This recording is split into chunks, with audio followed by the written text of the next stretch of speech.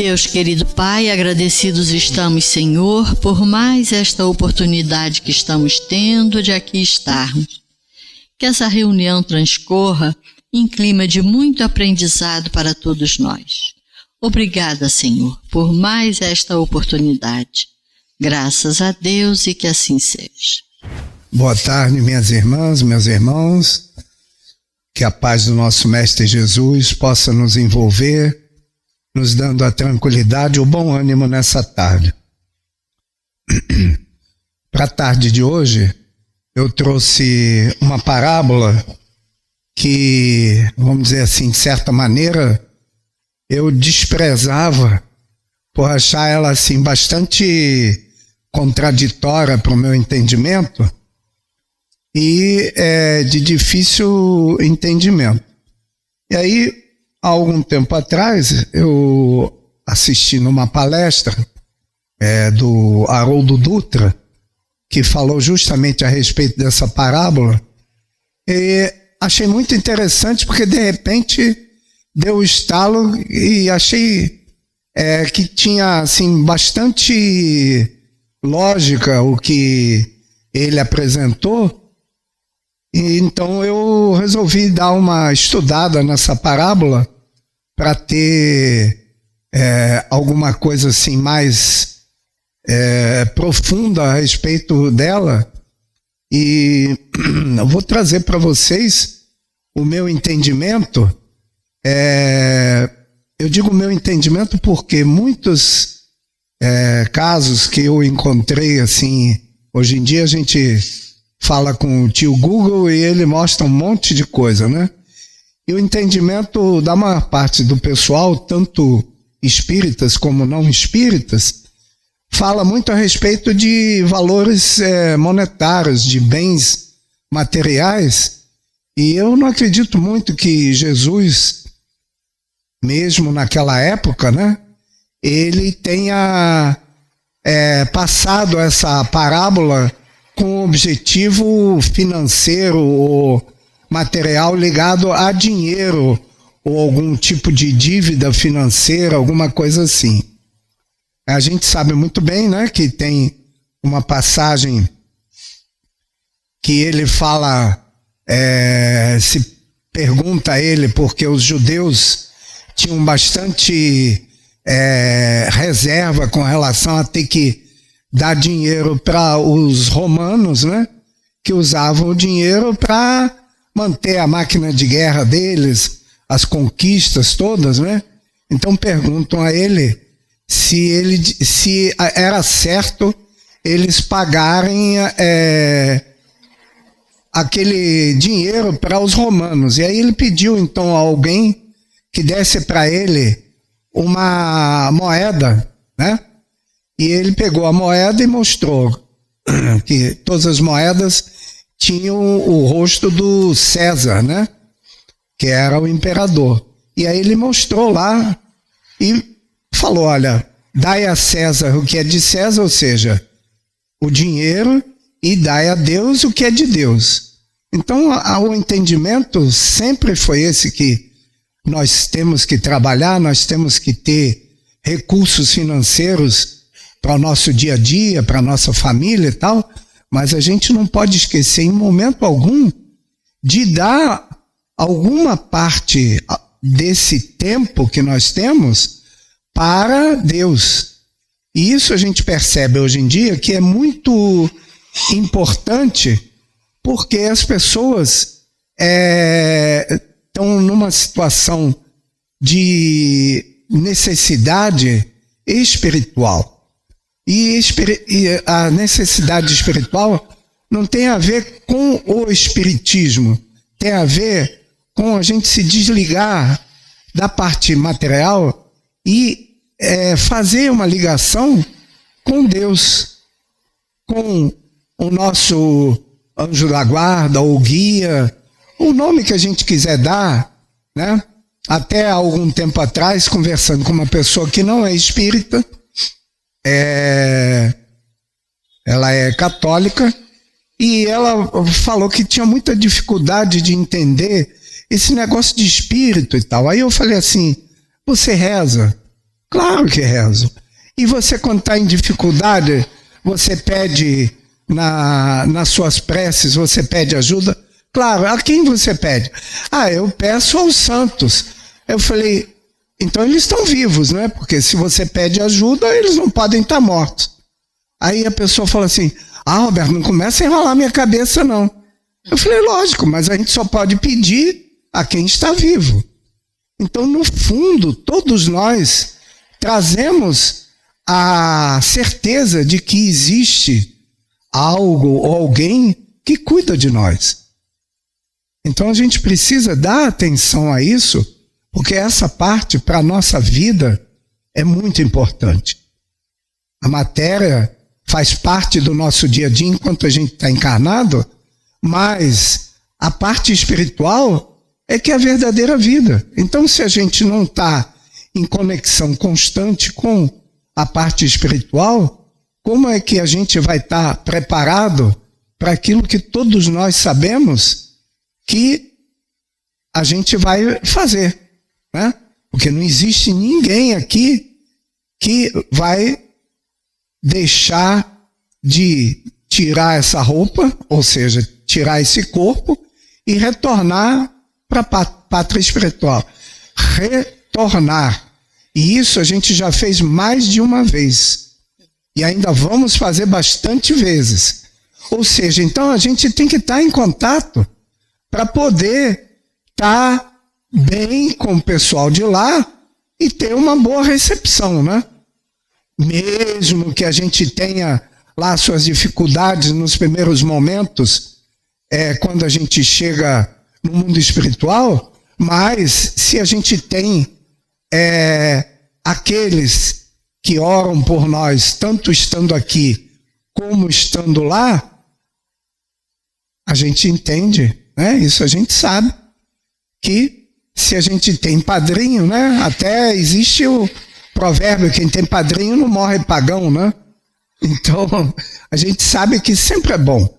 E essa parábola justamente fala a respeito disso. Eu não sei se vocês lembram da parábola, é mais ou menos assim. O administrador de um homem rico foi acusado por pessoas que denunciaram ele ao homem rico, que ele não estava cuidando bem dos bens daquele homem rico.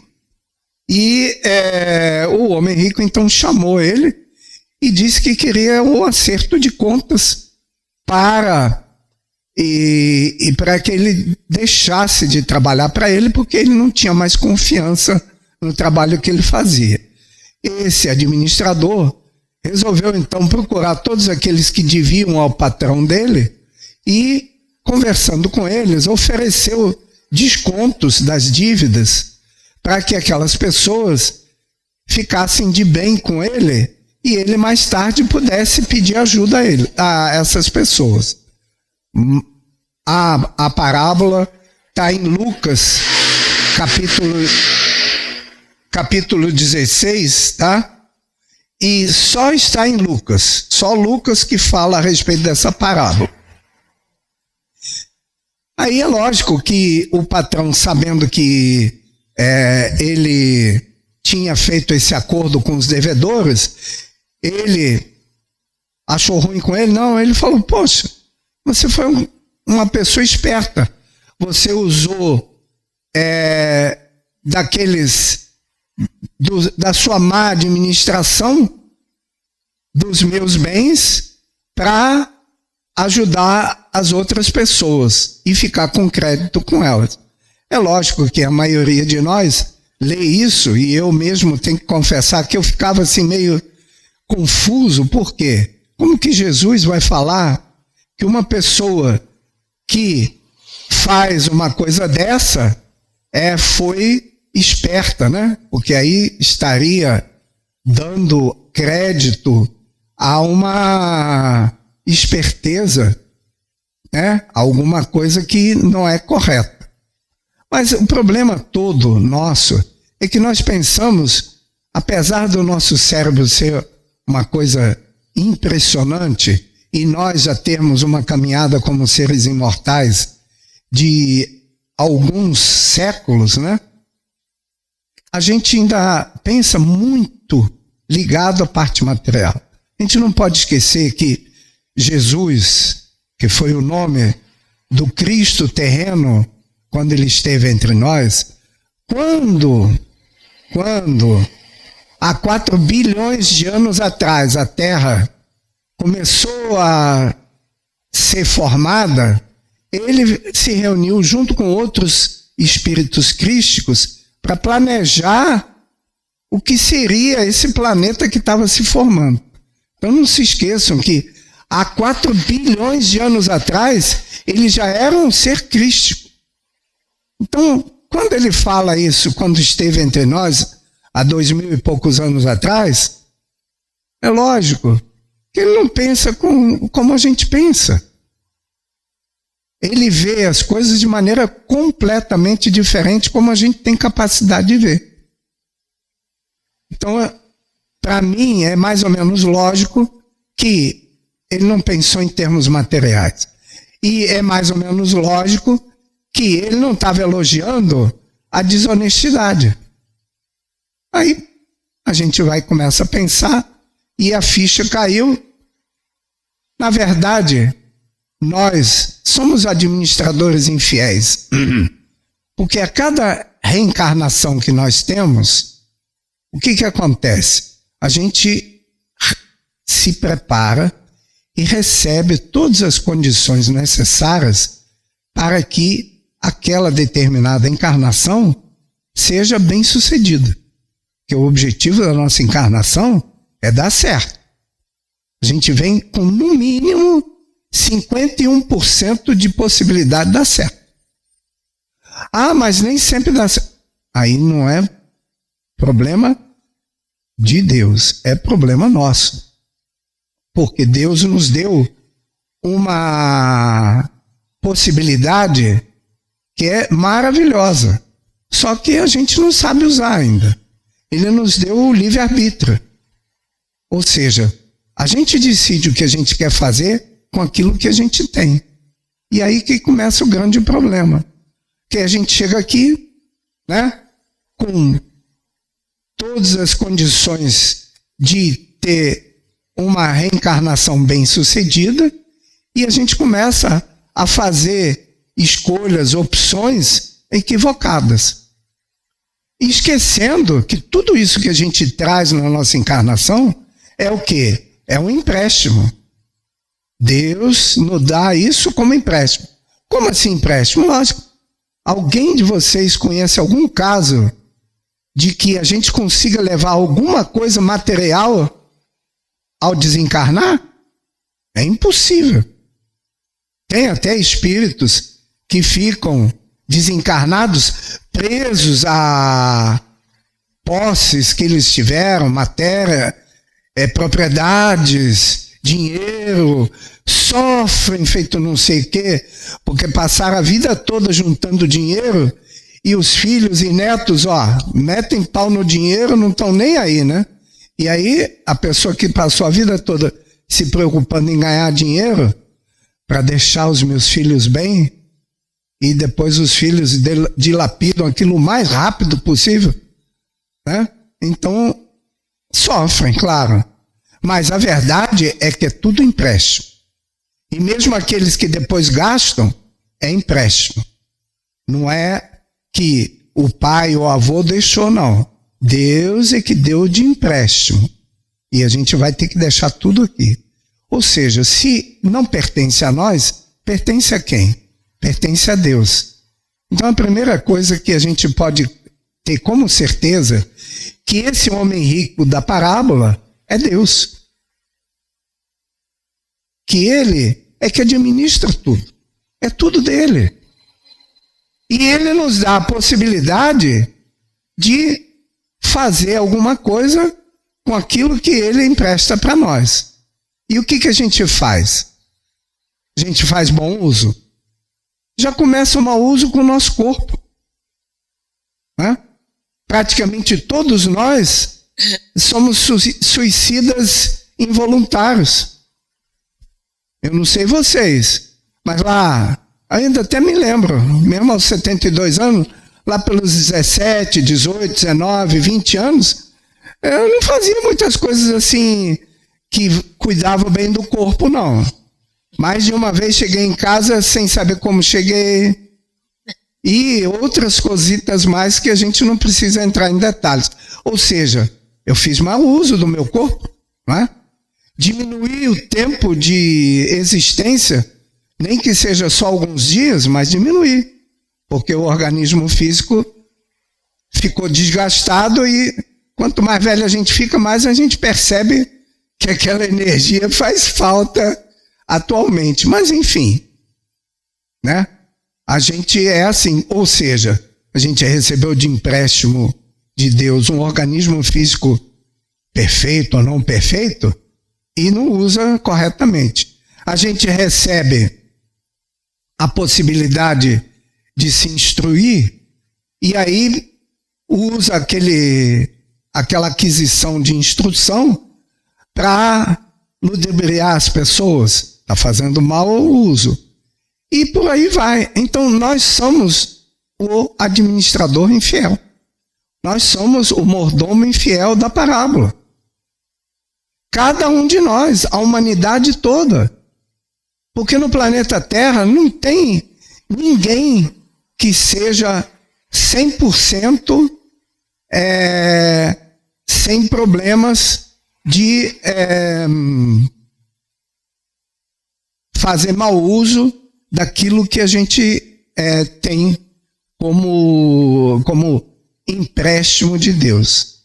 Então a gente vai ver que esse acordo que o administrador infiel ou mordomo infiel, ou seja, nós podemos fazer com aqueles que também devem a Deus, porque a gente deve, né? Que também devem a Deus, é justamente o objetivo da parábola, que é nós, apesar de termos toda essa imperfeição, de fazermos mau uso daquilo que Deus nos concede, a gente mesmo assim, a gente pode ajudar o próximo. E ajudar o próximo vai significar o quê? A gente vai diminuir o débito daquele que está sendo ajudado. Não é fazer como muitos de nós achamos, é tirar a responsabilidade daquele que está na encarnação passando pelas dificuldades que são dele. Nós não temos condição de tirar as dificuldades daquele que tem as dificuldades, mas a gente pode ser solidário. A gente pode estender a mão. Olha só como é importante as pessoas que às vezes sofrem saberem que alguém se preocupa com ele ou com ela. Que alguém pode emprestar o ouvido para ouvir as dificuldades que a pessoa está passando, porque muitas vezes a pessoa não quer conselho. Ela só quer botar para fora aquilo que constrange o íntimo dela. Então a gente não precisa nem falar nada. A gente vai ouvindo, de vez em quando fala assim, é mesmo, não, é. E a pessoa vai fazendo aquela catarse, né? Colocando tudo para fora o que está sentindo. Veja só como é fácil a gente ajudar. É fácil, mas não é simples. Porque isso vai implicar em a gente dar alguma coisa nossa. E, na verdade, tudo que a gente tem na nossa encarnação é empréstimo. Mas tem uma coisinha só que nos pertence. É o tempo. O tempo nos pertence. Agora, há 1 segundo atrás, já passou. Há 1 minuto atrás, já passou. Então, veja só como é precioso o tempo. Então, se a gente faz bom uso do tempo, a gente não pode voltar atrás, mas a gente pode construir alguma coisa que vai nos ajudar no futuro. Se a gente for, pouco a pouco, fazendo o bom uso do tempo. A gente vai ver, então, que nessa parábola, só para a gente fixar bem, o patrão, o rico, é Deus, né? O mordomo infiel é a humanidade toda. E os devedores somos nós. Somos aqueles que convivem conosco, que têm os mesmos problemas como nós. Então, na verdade, nós somos o mordomo infiel, mas somos o devedor também. Porque a gente precisa de quê? A gente precisa da compreensão do próximo para que a gente possa prosseguir na nossa caminhada. E por isso que o segundo mandamento, quando Jesus abreviou, né, os 10 mandamentos em 2 só, dizendo que o primeiro e mais importante era amar a Deus sobre todas as coisas, e o segundo, que não era menos importante, que era amar ao próximo como a si mesmo. Então, a primeira e mais importante coisa que a gente tem que ter em mente é o segundo: amar ao próximo como a si mesmo. E isso não é dizer que a gente vai ser condescendente conosco, nem que a gente vai achar que nós somos coitados, não. Mas há uma necessidade muito grande de nós nos amarmos, de a gente entender que nós temos que nos aceitar assim como nós somos. Porque se a gente não aprender a se aceitar, como que a gente vai aceitar o outro? Como que a gente vai aceitar que os outros têm os mesmos defeitos que nós temos? Porque um dos grandes problemas nossos é que nós achamos difícil aceitar o defeito do próximo, mesmo que a gente tenha o mesmo defeito. Então isso é uma coisa que é muito importante a gente se conscientizar. E esse amar, então, não é ser condescendente com os nossos defeitos, não. Porque o importante na nossa caminhada é nós conseguirmos nos melhorar constantemente. Se a gente olhar para uma semana atrás, a gente vai ver que a gente já mudou um pouquinho. Muitas pessoas atualmente falam assim: nossa, a situação está muito complicada, está muito terrível. Então todos nós que achamos que a situação está complicada, a gente já está melhor. Porque há pouco tempo atrás a gente nem percebia que as coisas estavam complicadas, que a gente estava envolvido também nessa tal complicação. Se a gente já percebe que tem pessoas que vivem de uma maneira que a gente não acha correta, é porque nós já melhoramos um pouquinho. Agora, não é por isso que a gente vai julgar essas pessoas, porque há algum tempo atrás a gente vivia da mesma maneira. Então é muito importante que a gente vê, quando Jesus diz aqui: granjeai amigos com as riquezas iníquas, ou seja, não é com dinheiro, mas são riquezas que a gente construiu. Por quê? Será que vocês acham que é possível a gente se melhorar e esquecer tudo que nós fomos? Não. O objetivo de a gente melhorar não é esquecer o que nós fomos. É usar aquilo como alicerce para a gente ser melhor. Porque todas as construções, elas precisam de um alicerce. E o alicerce vai então servir como base para que a gente possa construir até uma mansão. Então a nossa vida pode virar uma mansão, não em termos materiais, mas em termos de beleza, em termos morais. Mas tudo aquilo que nós um dia fomos, está ali. Está, vamos dizer assim, servindo como base. Porque uma coisa é certa. Quando a gente erra, a gente sabe muito bem que a gente não vai fazer aquilo novamente. Então, é um aprendizado. O erro é um aprendizado. E, infelizmente, aqueles que insistem em não aprender com o erro, passam por uma situação que a gente conhece como sendo o sofrimento. Mas o sofrimento não é para a gente procurar o sofrimento.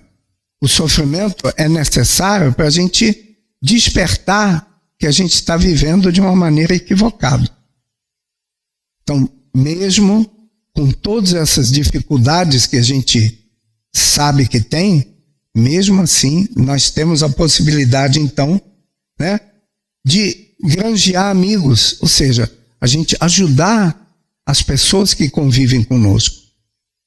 E esses dias a gente estava conversando a respeito de ajudar e a gente vê como a obra de Deus é perfeita, porque de tempos em tempos a gente passa por situações que despertam as pessoas para a necessidade de ajuda. Se vocês leram agora há pouco tempo, o Correio pediu para as pessoas pararem de mandar roupa e água lá para o sul, porque não tem mais lugar onde botar. O próprio governador lá do Rio Grande do Sul deu um escorregão, depois corrigiu, né? Mas o fato é esse, né? Tem tanto alimento lá que vai prejudicar o comerciante, porque ele não vai ter como vender, porque todo mundo não vai precisar comprar. Por isso que eles pensaram em dar dinheiro para começar a movimentar novamente a parte econômica do Estado, né? Mas por que será que quando tem um evento desses, todo mundo ajuda? E se dentro da nossa casa alguém precisa de ajuda, eu quero dizer dentro da nossa casa ampla, tá? Dentro do nosso círculo de convívio, não precisa nem ser a família consanguínea, mas o nosso círculo de convívio, a gente olha e fala, eu estou sem tempo, esse mês não vai dar não, né? A gente tem um monte de desculpa. Então, de tempos em tempos, precisa o quê? Precisa isso, para as pessoas se sentirem motivadas. Mas depois quando passa, o pessoal volta tudo ao mesmo. Não todo mundo. Muitas pessoas despertam com isso para se sentem motivadas a ajudar. E vão procurar, então, possibilidades de ajuda. Na verdade, eu queria até convidar a vocês, porque uma possibilidade de ajuda, e a gente pode fazer, eu digo por mim, fazer o granjear amigos com as nossas imperfeições, é o Laje. São 64 idosos que precisam de ajuda. Fora isso, e a gente não pode esquecer nunca, e isso de vez em quando a gente tem que relembrar também ao poder municipal, fora isso, o Laje garante o sustento de 70 pessoas. Isso multiplicado por uma quantidade média assim, de família de 3 pessoas, são 200 seres mais 64 idosos que dependem mensalmente do que o Laje pode prover. E a gente tem a oportunidade de fazer isso no atacado. Imagina só, a gente ajudando o Laje, não precisa ser necessariamente financeiramente, mas trabalhando, a gente está granjeando amigos, apesar das nossas imperfeições, apesar de nós sermos administradores infiéis. Então é uma possibilidade grande.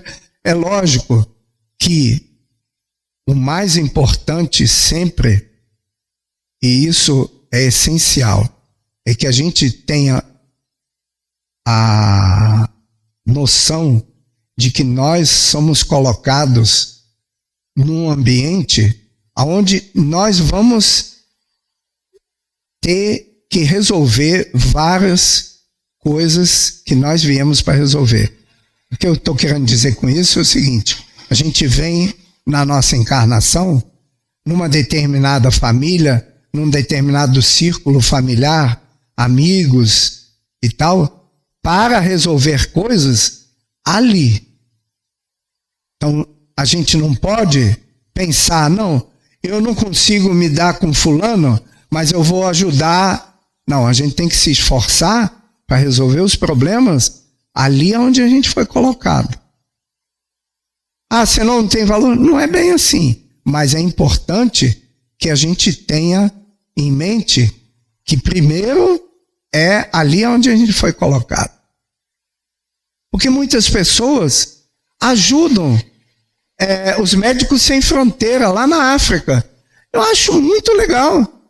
Só que aqui no Brasil a gente tem mais de uma África. Tem muitos lugares no Brasil, tem lugares em Nova Friburgo, onde as pessoas passam necessidade. Não precisa mandar dinheiro para a África, pode deixar aqui. Mas, muitas vezes, a gente tem dificuldade de ajudar ali onde a gente está. E aí eu queria colocar para vocês uma coisa que Kardec, no Livro dos Espíritos, perguntou, e é importante que a gente tenha isso sempre em mente, na questão 132, qual o objetivo da encarnação dos espíritos? E aí o mundo espiritual responde assim: Deus lhes impõe a encarnação com o fim de fazê-los chegar à perfeição. Para uns é expiação, para outros missão. Mas para alcançarem essa perfeição, tem que sofrer todas as vicissitudes da existência corporal. Nisso é que está a expiação. Ou seja, o objetivo nosso de encarnação é esse. Mas aí vem a questão, a Valéria falou no domingo, a danada da vírgula, né? Vírgula visa ainda um outro fim à encarnação, o de pôr o espírito em condições de suportar a parte que lhe toca na obra da criação. Ou seja, nós somos co-criadores. Apesar de todas as nossas imperfeições, Deus conta conosco para ajudar na obra dele. Mesmo que seja com coisas simples, é importante que a gente tenha consciência disso sempre. Não vamos esperar a perfeição para ajudar, não. Mesmo imperfeitos como nós somos, já podemos começar a ajudar. E é aí que vem, né, a parábola do mordomo infiel. Apesar da gente fazer mau uso daquilo que o administrador, que é Deus, colocou à nossa disposição para a gente cuidar bem, a gente pode já começar a ajudar o próximo. E ainda tem uma outra coisa que é muito importante, que aumenta, vamos dizer assim, a nossa responsabilidade. Porque muitos de nós achamos que se a gente não fizer mal, já está muito bem. Mas a ideia de Jesus para aquilo que a gente pode e deve fazer na nossa encarnação, ou também fora dela, porque as recomendações de Jesus não são só para quem está encarnado, porque se a gente lê aqui a parábola, né, a gente vai ver que na parábola ele diz aqui que a gente pode angariar, eu não estou achando, porque a gente pode granjear amigos com as riquezas da iniquidade, para que quando essas vos faltarem, vos recebam eles nos tabernáculos eternos. O tabernáculo eterno, aqui, o que pode ser eterno? É a nossa vida como ser imortal, não é? Então, todos os ensinamentos de Jesus, eles não têm a ver só com nós, enquanto nós estamos na carne, não. Tem a ver para nós como seres imortais. Então, na questão 642 do Livro dos Espíritos, Kardec pergunta assim: será suficiente não se fazer o mal para ser agradável a Deus e assegurar uma situação futura? E o mundo espiritual responde: não, é preciso fazer o bem, no limite das próprias forças, pois cada um responderá por todo o mal que tiver ocorrido por causa do bem que deixou de fazer. Então o negócio é muito sério.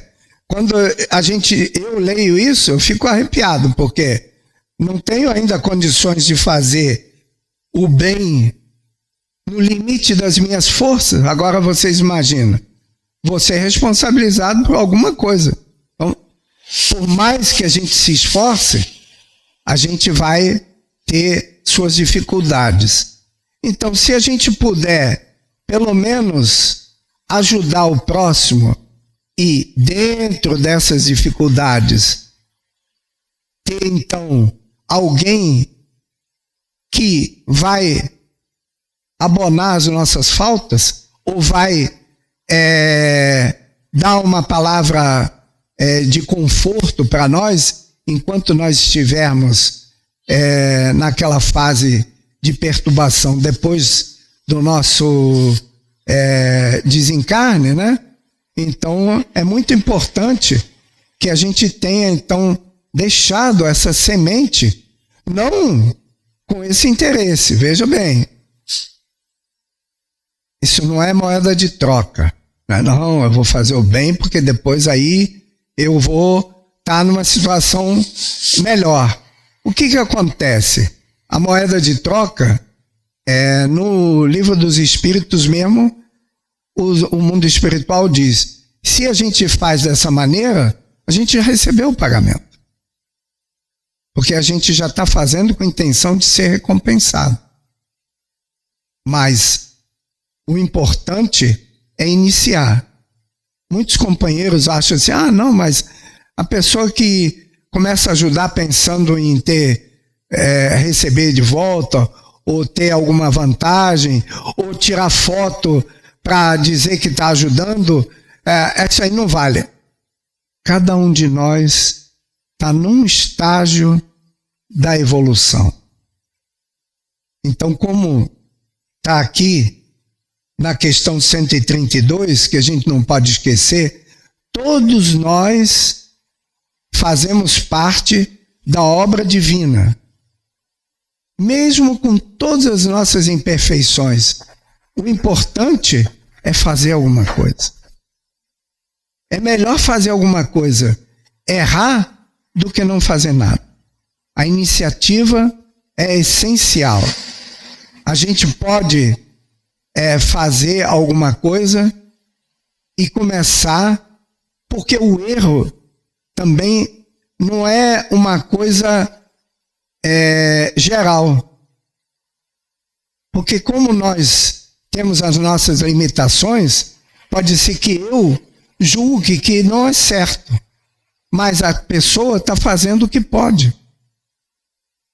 Tem uma colocação que é muito importante, a gente estava até falando aqui a respeito de água morna, né?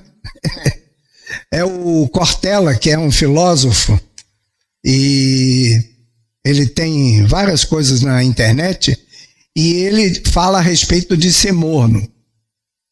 A gente tem que ser determinado na vida. Tudo que a gente fizer, a gente tem que dar o melhor de nós.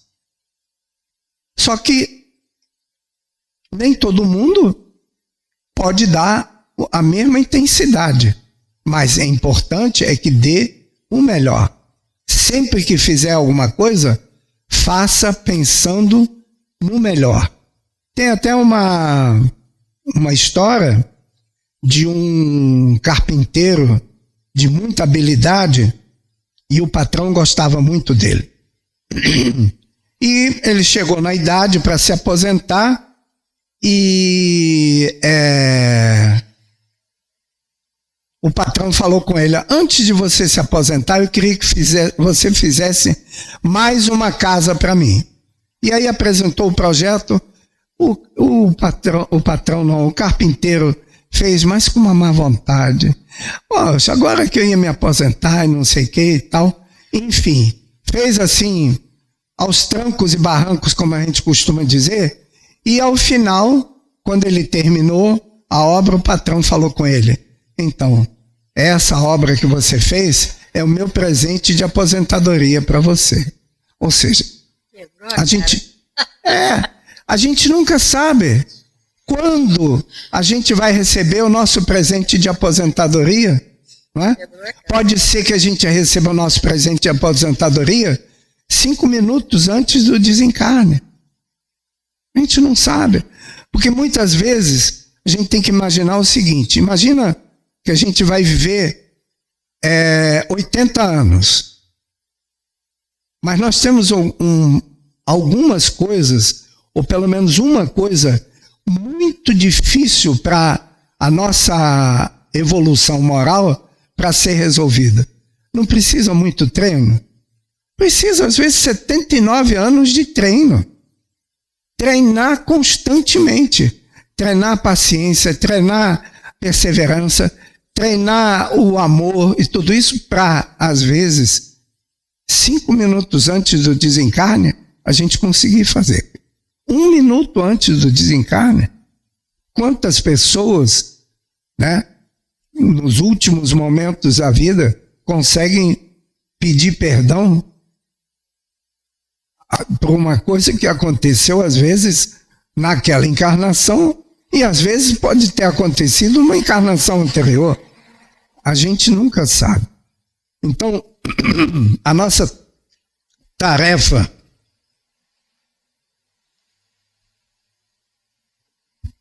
na presente encarnação, que, aliás, é a encarnação mais importante que nós estamos tendo, porque é a encarnação que a gente já descobriu várias coisas que nas anteriores a gente não tinha descoberto.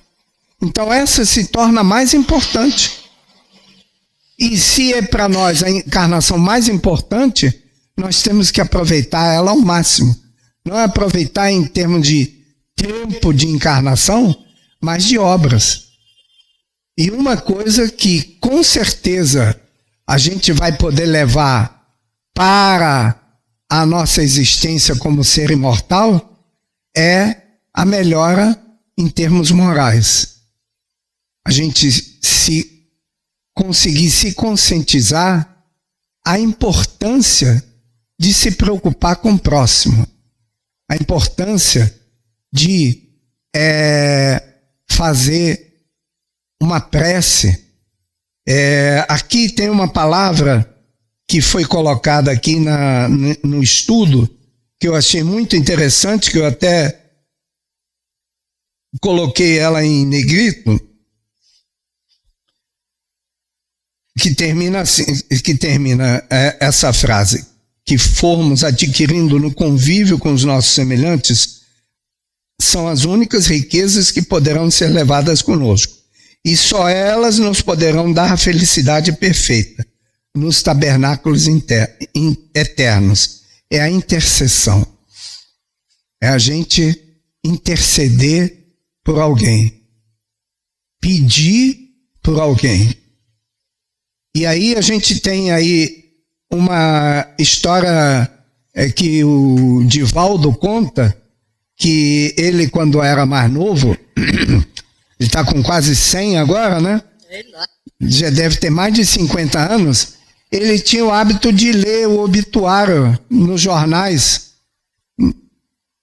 Por que motivo eu não sei, mas ele lia lá o obituário e leu a notícia de um pai de família que se jogou na frente do bonde, se suicidou. Imagina quanto tempo faz, né? O bonde já parou de circular há muito tempo, né? O que acontece? Ele anotou o nome desse ser e rezava todo dia por ele. E muitos anos depois, uma vez numa reunião mediúnica, esse espírito veio agradecer ao Divaldo, dizendo para ele que toda vez que ele recebia a prece, que ele estava lá, o pessoal chama de Vale do Suicida, mas não tem nada a ver com Vale do Suicida, não. Mas ele estava numa situação complicada, porque o ser que se suicida sofre muito no mundo espiritual. E cada vez que o Divaldo fazia prece por ele, ele sentia como se fosse uma brisa fresca, aliviando aquele constrangimento íntimo. Então, o Divaldo fazia essa prece, quer dizer, intercedia por ele, mesmo sem conhecer, e é válido. É muito importante a gente fazer a prece pedindo por alguém, porque é um modo de nós nos preocuparmos com o próximo. Se a gente não consegue ainda fazer alguma coisa diretamente, a gente pode fazer uma prece, pedindo, né? No momento, inclusive, vem sempre a recomendação na mesa mediúnica de a gente fazer prece por aqueles irmãozinhos que se suicidam, que é realmente uma solução muito drástica e traz um sofrimento muito grande para as pessoas que procedem assim, porque eles abreviam a possibilidade que tinham de aproveitar a encarnação que eles tinham, né? E, lógico, e todas as consequências, vamos dizer assim, físicas que o ser passa por ter feito o suicídio.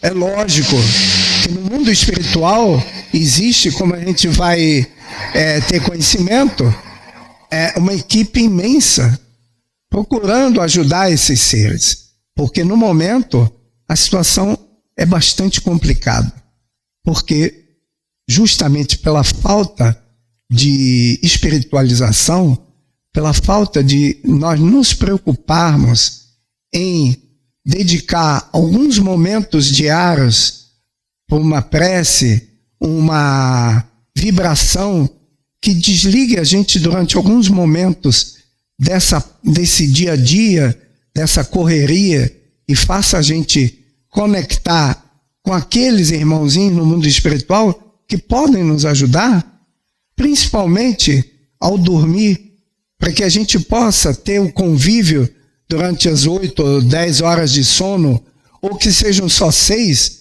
mas um convívio com aqueles que podem nos ajudar, mas ajudar em termos de nos consolar, de nos dar forças e coragem para o nosso dia a dia. E isso é muito importante, porque ajuda no equilíbrio, ajuda a gente ter a tranquilidade para, nos momentos de dificuldade, em vez de querer fugir daquela dificuldade, a gente já está acostumado a pedir ajuda. E a pedir ajuda, porque o mundo espiritual está sempre à disposição para nos ajudar. Mas nós temos que pedir. E o pedido é através da prece. E assim a gente vai conseguir manter o nosso equilíbrio. A prece, então, meus irmãos, minhas irmãs, que vai nos manter na nossa caminhada, no nosso dia a dia. Muita paz a todos.